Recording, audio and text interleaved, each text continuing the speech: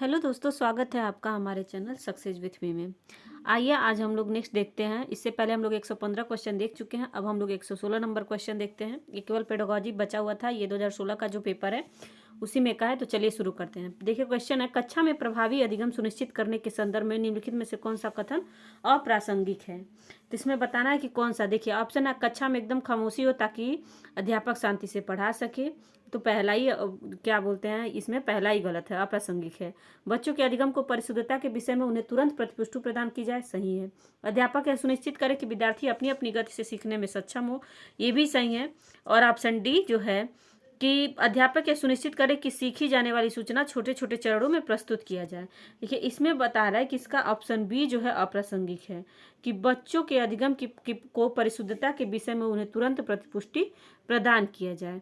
देखिए इसका डिटेल क्या दिया है। कक्षा में प्रभावी अधिगम तब होगा जब एक शिक्षक उस ज्ञान को जोड़ने में मदद या सुविधा प्रदान करेगा जो एक छात्र के पास सिखाई जाने वाली नई अवधारणा के साथ है। इसके पीछे का उद्देश्य सहसंबंध और ज्ञान के स्थानांतरण को बढ़ावा देना है। कक्षा में प्रभावी अधिगम के संदर्भ में निम्नलिखित है जो अप्रासंगिक है, मतलब रिलीवेंट है। तो इसलिए जो भी है सब रिलीवेंट है सिवाय बी के। नेक्स्ट देखिए, अब नेक्स्ट क्वेश्चन है 116 हो गया। अब 117 देखते हैं। 117 नंबर को देखिए, इसमें देखिए कि कक्षा में, इसमें और डिटेल दिया है कि कक्षा में एकदम खामोशी हो ताकि अध्यापक शांति से पढ़ा सके। अध्यापक यह सुनिश्चित करे कि विद्यार्थी अपनी अपनी गति से सीखने में सक्षम हो, तथा अध्यापक यह सुनिश्चित करे कि सीखे जाने वाली सूचना छोटे छोटे चरणों में प्रस्तुत हो। नेक्स्ट देखिए कि इसमें दिया है कि कक्षा 5 का एक अध्यापक विद्यार्थियों के मध्य परस्पर निर्भरता और संबंधों में सामंजस्य की अवधारणा को सिखाने के लिए बच्चों की एक भूमिका अभिनय करने के लिए कहती है। इसके लिए निम्नलिखित में से कौन सा उपकरण उसके लिए भूमिका अभिनय की गुणवत्ता निर्धारित करने में सहायक होगा। इसका ऑप्शन सी सही है, समाज मिति। ठीक है, डिटेल इसका देख लीजिए। कक्षा 5 की एक अध्यापिका विद्यार्थी के मध्य परस्पर निर्भरता और संबंधों में सामंजस्य की अवधारणा को सिखाने के लिए बच्चों की एक भूमिका अभिनय करने के लिए कहती है। इसके लिए समाज में उपकरण उसके लिए भूमिका अभिनय की गुणवत्ता निर्धारित करने में सहायक होगा। दूसरे शब्दों में कहा जाए तो समाज मिति लोगों के बीच संबंधों को मापने का एक तरीका है। यह परीक्षण सामाजिक स्थिति और संरचना की खोज, वर्णन और मूल्यांकन कर सकते हैं तथा खेल समूहों के बीच महसूस की गई स्वीकृति या अस्वीकृति को मापा जा सकता है। ठीक है, इसके बाद 118 नंबर देखिए कि अध्यापक द्वारा किसी विषय की विषय वस्तु के प्रस्तुतिकरण में निम्नलिखित में से कौन सा असंगत है। तो देखिए इसका सी जो है, वर्तमान कक्षा की जो अवस्थाएं हैं ये असंगत है। परीक्षा योजना सही है, निर्धारित उद्देश्य सही है और विद्यार्थियों का संज्ञानात्मक स्तर ये भी सही है।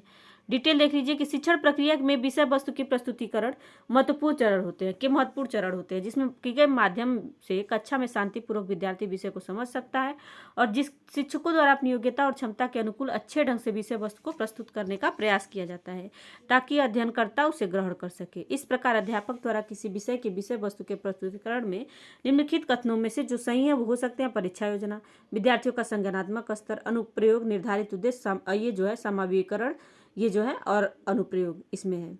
अब आते हैं 119 नंबर कि थांडाइक के मतानुसार अधिगम का सर्वाधिक मूल रूप क्या था। तो देखिए इसमें था थांडाइक का सिद्धांत है प्रयास और त्रुटि का सिद्धांत।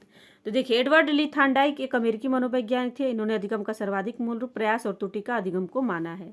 ठीक है, इसके बाद से देखिए 120 नंबर जो है, पाठ्यचर्या के संदर्भ में निम्नलिखित में से कौन सा कथन सही नहीं है पूछा है। तो ऑप्शन सी, पाठ्यचर्या का क्षेत्र आदेशात्मक होती है, यही सही नहीं है। और सब सही है कि विभिन्न अध्यापकों के लिए भिन्न भिन्न होती है। पाठ्यचर्या का क्षेत्र व्यापक होता है और पाठ्यचर्या का संबंध उस समस्त पाठ्य वस्तु से है जो किसी शैक्षिक संस्था में पढ़ाई जानी है।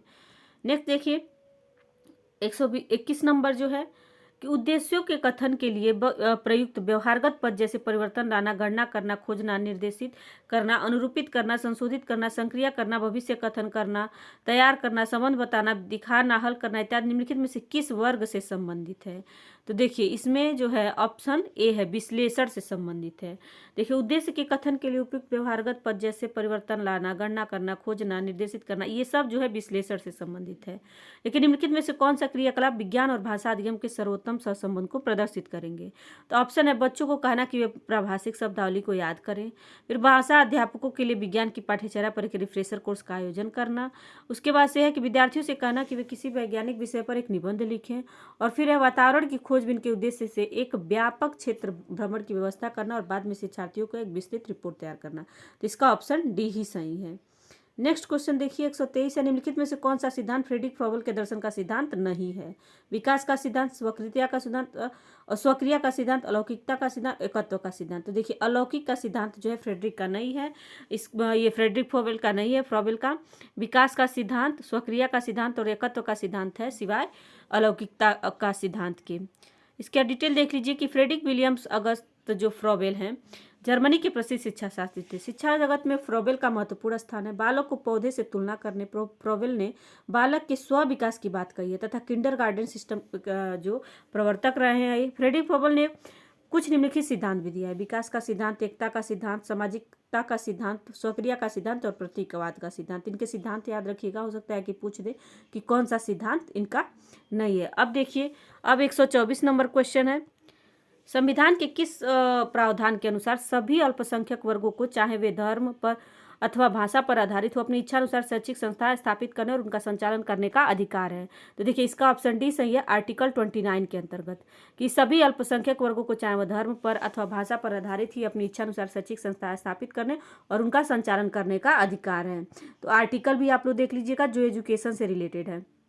अब देखिए ये क्वेश्चन है कि श्रीमती कपूर जो कक्षा 3 की अध्यापिका है, इनकी इच्छा है कि बच्चे विद्यालय आने में आनंद का अनुभव करें और इसके लिए अब उसकी मतलब बच्चों से कुछ शैक्षिक और आचरण संबंधी अपेक्षाएं भी रखती हैं। वह बच्चों को स्वायत्तता देने के महत्व को समझती हैं। बच्चों से अन्योन्य क्रिया करते समय वह एक अच्छी श्रोता बने रहने का प्रयास करती हैं। यह बच्चों से स्नेह तथा हार्दिकता प्रदर्शित करती हैं।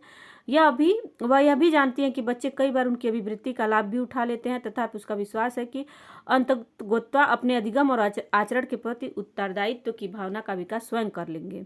बताइए श्रीमती कपूर कक्षा संचालन की किस शैली का अनुसरण कर रही हैं? तो वो है उन्मुक्त शैली। तो इसको देखिएगा, ये परमिसिव जो होता है उन्मुक्त शैली का अनुसरण कर रही हैं।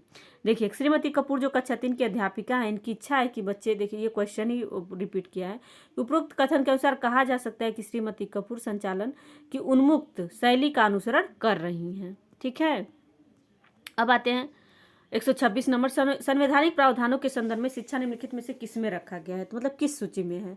तो देखिए समवर्ती सूची में शिक्षा, ऑप्शन बी सही है। आर्थिक योजना, योजना आयोग। देखिए संवैधानिक प्रावधान समवर्ती सूची में कुल 52 विषयों को सम्मिलित किया गया है, जिसमें ये कुछ इस प्रकार है: आर्थिक, आपराधिक मामले, वन, विवाह, योजना, शिक्षा, विद्युत, ये सब जो है समवर्ती सूची में है।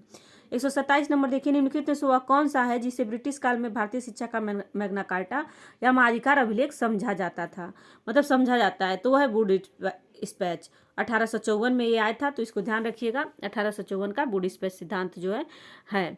तो ये देखिए वुड स्पैच को ब्रिटिश भारतीय शिक्षा का मैग्ना कार्टा कहा जाता है। ये हो सकता है कि डेट ही पूछ ले, तो इसको ध्यान रखिएगा 1854।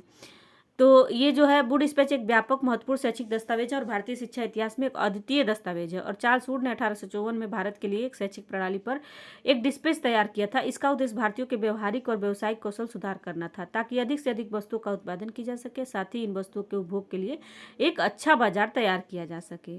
अब देखिए 128 नंबर है, निम्नलिखित में से ऐसी सर्वाधिक प्रभावी विधि कौन सी है जिसका प्रयोग बच्चों में सामाजिक मूल्य का विकास करने में किया जा सके? तो इसका ऑप्शन ए होगा कि अध्यापक द्वारा अपने आचरण को इस प्रकार प्रस्तुत करें ताकि वे बच्चे, मतलब वे के यहाँ पे सेंस बच्चों से है कि उस एक प्रतिरूप को समझ लेंगे।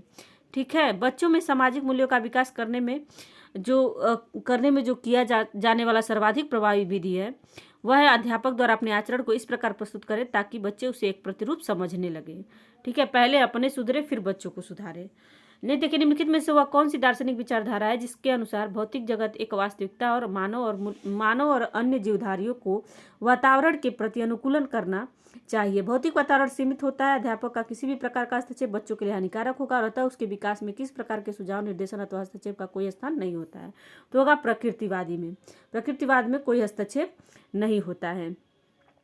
तो ये जो है प्रकृतिवादी ऐसी दार्शनिक विचारधारा है जिसके अनुसार भौतिक जगत एक वास्तविकता है जिसमें मानव और अन्य जीवधारियों को वातावरण के प्रति अनुकूलन करना चाहिए, जिससे इसमें भौतिक वातावरण सीमित होता है।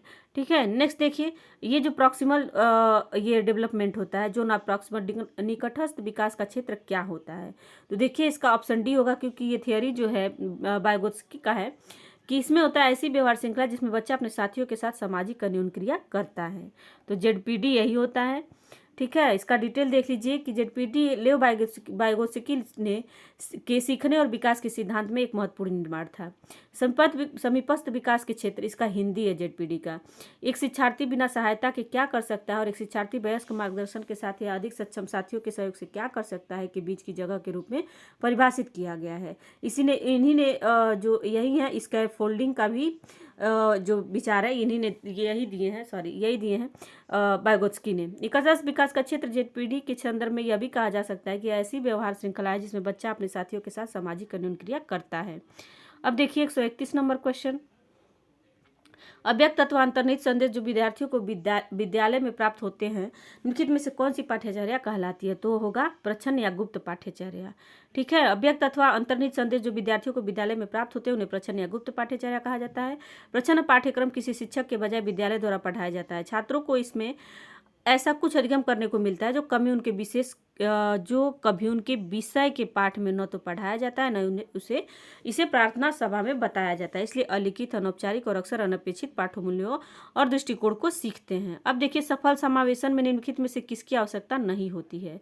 तो देखिए इसका ऑप्शन बी सही है कि किसकी आवश्यकता नहीं होती है, सबकी होती है। ऑप्शन आप लोग पढ़ लीजिएगा। एक स्पर्धात्मक अधिगम परिवेश जो व्यक्तित्व उपलब्धि पर फोकस करता है, इसकी आवश्यकता नहीं होती है और सबकी होती है। ठीक है, अब आते हैं कि इसमें देखिए क्वेश्चन है सुश्री सैलजा जो कक्षा 5 की अध्यापिका अपने विद्यार्थियों से शैक्षिक उपलब्धि तथा सामाजिक व्यवहार संबंधी उच्च अपेक्षाएं रखती हैं। इनके अनुसार यह महत्वपूर्ण है कि कक्षा का प्रवेश स्नेही हो, प्रोत्साहित करने वाले हो तथा बच्चों की आवश्यकता के प्रति संवेदनशील हो। अपने विचारों में यह दृढ़ है परंतु कक्षा संबंधी नियमों का तर्काधार देने में थोड़ा समय लेती हैं। इसका विश्वास है कि जब विद्यार्थी नियमों का उल्लंघन करे तो उन्हें दंड मिलना चाहिए, परंतु वह ऐसी सजा देना चाहती है जो उचित हो, परंतु बच्चे अवमानित अनुभव न करें। अवमानित तो देखिए अपमानित अनुभव न करें। बताइए कक्षा संचालन की शैली का पालन कर रही हैं? तो वो है अहस्तक्षेप का। ठीक है, इसमें ऑप्शन सी सही है। यह अहस्तक्षेप नीति का पालन कर रही हैं। अब आइए नेक्स्ट क्वेश्चन देखिए कि प्रारंभिक विद्यालय स्तर पर खेलकूद बच्चों की इस प्रकार सहायता करते हैं, मतलब किस प्रकार सहायता करते हैं कि वह किसी भी अवस्था का सफलता सुनिश्चित कर सके, वह सभी प्रकार की क्रियाओं में मूल सिद्धांत सीख पाए, बच्चे सहयोग की भावना, न्यायपरकता तथा समझौता करना सीख जाए और वह अधिक स्पर्धात्मक बने और अपने कार्यों में सटीकता लाए। इसमें बताना है कि कौन खेल कूद बच्चों की इस प्रकार सहायता करते हैं प्रारंभिक विद्यालय स्तर में। तो देखिए इसका ऑप्शन सी सही है कि कौन सहायता करता है कि वह जो खेल कूद होता है प्रारंभिक विद्यालय में बच्चे के सहयोग की भावना, न्यायपरकता तथा समझौता करना सिखाते हैं जो खेल है। अब आइए नेक्स्ट देते हैं 35 नंबर कि स्किनर के अधिगम सिद्धांत के अनुसार यदि व्यवस्था को नियंत्रित करना हो तो व्यक्ति को किसे जो है नियंत्रित करना चाहिए? तो होगा प्रॉब्लम रीइंफोर्समेंट इसमें दिया है कि वैसे भी स्किनर जो है प्रॉब्लम पे ज़्यादा ध्यान देते हैं। तो इसको देखिएगा कि स्किनर के अधिगम सिद्धांत के अनुसार यदि व्यवहार को नियंत्रित करना हो तो व्यक्ति को प्रबलन या सुदृढ़ीकरण को नियंत्रित करना चाहिए। सुदृढ़ीकरण ऑपरेट कंडीशनिंग जो होता है कि एक मौलिक अवधारणा है। इनका ऑपरेटिंग कंडीशनिंग थियरी ही है इनकी स्किनर की, जिसका प्रमुख उद्देश्य कुछ अवांछित व्यवहार की दर को फिर से होने से बढ़ाना या व्यवहार को दोहराना है। ये रीइंफोर्समेंट पे ये ज़्यादा जोर देते हैं स्किनर, इसको ध्यान रखिएगा। निम्नलिखित में से कौन सा विकास का सिद्धांत नहीं है? तो है ऑप्शन डी, विकास सदैव रैखिक होता है, ये नहीं है। और सब है विकास एक सतत प्रक्रिया है, सभी प्रक्रियाएं परस्पर जुड़ी होती है, सभी बच्चों के विकास की दर एक समान नहीं होती है। तो ये सही है सिवाय डी के कि विकास सदैव रैखिक होता है, रैखिक नहीं होता है। ठीक है, नेक्स्ट देखिए कि निम्नलिखित में से किस शिक्षाविद ने भारत में बच्चों की शिक्षा में मॉन्टेसरी शिक्षा विधियों के प्रचलन में एक महत्वपूर्ण भूमिका निभाई? तो देखिए गिजू भाई भदेका हैं, इन्होंने महत्वपूर्ण भूमिका निभाई थी। ऑप्शन ए सही है। अब आते हैं कि इसमें पूछा है कि उद्देश्य इस इकाई के पूर्ण होने पर शिक्षार्थी कहानी की मुख्य घटनाओं को व्याकरण शुद्ध रूप में संक्षिप्त कर सकेंगे। किसको कर सकेंगे? समझ। ऑप्शन डी सही है। अब देखिए निम्नलिखित में से कौन सी संस्था अपंग व्यक्तियों को दी जाने वाली सेवाओं को विनियमन तथा मॉनिटरिंग करती है? तो होगा ऑप्शन ए, भारतीय पुनर्वास परिषद।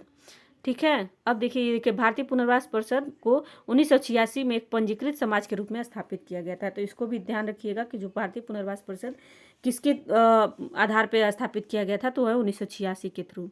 अब देखिए 140 नंबर है कि एक बच्चे में अविनाशिता की योग्यता का विकास हो चुका है और वह वस्तुओं की सबसे छोटी से बड़ी की ओर तथा सबसे बड़ी से सबसे छोटी की ओर सजा सकता है।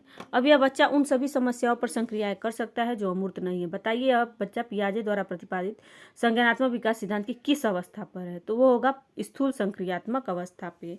ठीक है, एक बच्चे में अविनाशिता संरक्षण की योग्यता का विकास हो चुका और वह वस्तुओं को सबसे छोटे से बड़े की ओर तथा सबसे बड़ी से सबसे छोटी की ओर ले जा सकता है। उसकी विचार प्रक्रियाएं स्थूल घटनाओं पर आधारित हैं। यह बच्चा उन सभी समस्याओं पर संक्रिया कर सकता है जो अमूर्त नहीं है। उपरोक्त कथन के अनुसार कहा जा सकता है कि बच्चा पियाजे द्वारा प्रतिपादित संज्ञानात्मक विकास सिद्धांत के स्थूल संक्रियात्मक अवस्था से संबंधित है, जिसकी अवधि क्या होती है? 7 से 11 वर्ष होती है।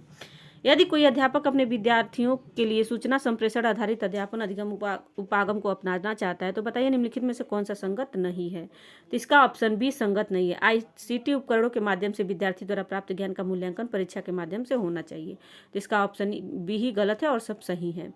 अब आइए देखते हैं, किसी कक्षा में 4 के अधिकांश बच्चे किसी कक्षा 4 के जो विद्यार्थी हैं विद्यमान दृष्टिहीन बच्चों के साथ रहना पसंद नहीं करते हैं। ऐसी अवस्था में वो दृष्टिहीन बच्चे अपनी किस आवश्यकता की पूर्ति से वंचित रह जाएंगे? तो होगा सहसंबंधता से वंचित रह जाएंगे। ठीक है, अब देखिए 143 है कि कक्षा 5 के विद्यार्थियों को वर्ग का प्रत्यय पढ़ाने के बाद शिक्षक ने 2 प्रश्न किए। वर्ग की क्या परिभाषा है और एक वर्ग की रचना करो। तो देखिए इसका ऑप्शन बी सही है। पहले तो वर्ग की क्या परिभाषा है, समझ को दर्शाता है, और एक वर्ग की रचना ज्ञान का प्रयोग कर रहा है, तो इसलिए इसका ऑप्शन बी सही है। अब आइए नेक्स्ट देखते हैं कि निम्नलिखित में से कौन सी विधा अनुभव से होने वाला व्यवहार परिवर्तन को दर्शाती है? तो वो होती है अधिगम, क्योंकि ये अनुभव के बाद ही आता है। अधिगम मतलब अनुभव से होने वाले व्यवहार परिवर्तन को दर्शाता है। ठीक है, सीखना, अधिगम का मतलब सीखना होता है, एक व्यापक, सतत और जीवन पर्यंत चलने वाली महत्वपूर्ण प्रक्रिया है जो अनुभव से होकर होने वाले व्यवहार को दर्शाती है। सीखने के कारण ही व्यक्ति में व्यवहार परिवर्तन आता है। व्यवहार में यह परिवर्तन बाह्य एवं आंतरिक दोनों ही प्रकार होता है। कॉल्विन का कथन देख लीजिए, पहले से निर्मित व्यवहार में अनुभव द्वारा हुए परिवर्तन को अधिगम कहते हैं। अब आइए 145 नंबर है कि एक प्रश्न पत्र का निर्माण करने के पश्चात अध्यापक यह जानना चाहता है कि क्या इससे उन विशिष्ट अधिगम उद्देश्यों का परीक्षण हो जाएगा जो उस पाठ्यक्रम के लिए निर्धारित किए गए हैं। बताइए वह अध्यापक निम्नलिखित में से किससे संबंध है? तो इसका ऑप्शन सी सही है, परीक्षण की वस्तुनिष्ठता से संबंध है। ठीक है, अब आइए देखते हैं 146 नंबर है, कक्षा अध्यापन के पश्चात अध्यापक देखता है कि एक विद्यार्थी एक सुव्यवस्थित निबंध लिख लेता है, एक सृजनात्मक लघु कथा, एक सुनियोजित व्याख्यान दे सकता है और एक प्रयोग की योजना बनाकर प्रस्तुत करता है। यह विद्यार्थी विभिन्न क्षेत्रों से प्राप्त अधिगम को किसी समस्या के समाधान के लिए संगठित कर लेता है। इसका कौन सा ऑप्शन सही है? तो होगा ऑप्शन ए, अनुप्रयोग स्तर को। ठीक है, इसका ऑप्शन ए सही है। अब आइए नेक्स्ट देखते हैं कि एक विद्यार्थी कक्षा में अध्यापक से एक प्रश्न पूछता है जो अध्यापक की दृष्टि में एक मूर्खतापूर्ण प्रश्न है और अध्यापक उस बच्चे को डांट देता है। अध्यापक के ऐसे व्यवहार को शेष विद्यार्थी निराश हो जाते हैं। जो अध्यापक ऐसा व्यवहार करता है उससे शेष विद्यार्थी निराश हो जाते हैं और प्रश्न पूछना ही बंद कर देते हैं। ऐसी स्थिति को निम्नलिखित में से क्या संज्ञा दी जाती है? तो इसका आत्म प्रबलन, इसका जो है आत्म प्रबलन इसको कहा जाएगा। ऑप्शन बी सही है। ठीक है, अब देखिए राष्ट्रीय पाठ्यचर्या ढांचा 2005 के निर्माण में निम्नलिखित में से केंद्रक एजेंसी कौन सी है? यूजीसी, सीबीएसई, एनसीईआरटी और एनसीईआरटी। देखिए एनसीटी है और ये एनसीईआरटी है। देखिए 148 का ऑप्शन आपका डी सही है, एनसीईआरटी, क्योंकि देखिए राष्ट्रीय पाठ्यचर्या ढांचा 2005 के निर्माण में एनसीईआरटी केंद्रक एजेंसी है। इसमें भारत सरकार द्वारा स्थापित संस्थान है जो विद्यालयों को शिक्षा से जुड़े मामलों पर केंद्रीय सरकार एवं प्रांतीय सरकारों को सलाह देने के उद्देश्य से स्थापित की गई थी। इसकी स्थापना एनसीईआरटी की देखिए आप ध्यान रखिएगा 1961 में की गई थी, तो इसको भी ध्यान रखिएगा। नेक्स्ट देखिए कि निम्नलिखित में से किस दार्शनिक विचारधारा के साथ जो कार्ल रोजर्स तथा अब्राहम मैस्लो के नाम जुड़े हैं, मतलब किससे जुड़े हैं? तो वो हैं मानवतावाद से जुड़े हैं दोनों लोग, ये जो कार्ल रोजर्स है और अब्राहम मैस्लो हैं। अब देखिए लास्ट क्वेश्चन है 150 नंबर, निम्नलिखित में से कौन सा कथन किसी विषय के अध्यापन के एक पक्ष के रूप में उद्देश्य से संबंधित नहीं है? तो कौन सा नहीं है? वो है ऑप्शन सी, उद्देश्य संभावित उपलब्धि के साथ साध्य बिंदु होते हैं, यही इसमें गलत है। इसका डिटेल देख लीजिए कि बिना उद्देश्य के कार्य करने से उसे पूर्ण व विधि सम्मत ढंग से नहीं किया जा सकता है, इसलिए उद्देश्य का हमारे जीवन में महत्वपूर्ण स्थान है। किसी विषय के अध्यापन के एक पक्ष के रूप में उद्देश्यों से संबंधित निम्नलिखित बिंदु है जो संगत हैं। देखिए उद्देश्य विषय वस्तु के चयन के लिए संदर्भ प्रदान करते हैं, उद्देश्य व्यापक और सामान्य होते हैं, उद्देश्य तात्कालिक तथा प्राप्य होते हैं, उद्देश्य संभावित उपलब्धि के साथ या अंतिम बिंदु नहीं होते हैं, बल्कि उद्देश्य को तो निरंतर प्रयोग में लाया जाता है क्योंकि बिना उद्देश्य के कोई कार्य पूर्ण ही नहीं हो सकता। देखिए आज के लिए बस इतना ही। अगर आपको हमारा वीडियो अच्छा लगा है तो हमारे वीडियो को लाइक करें, हमारे चैनल को सब्सक्राइब करें और कमेंट में ज़रूर बताएं कि आपको हमारा वीडियो कैसा लगा है। Thank you so much.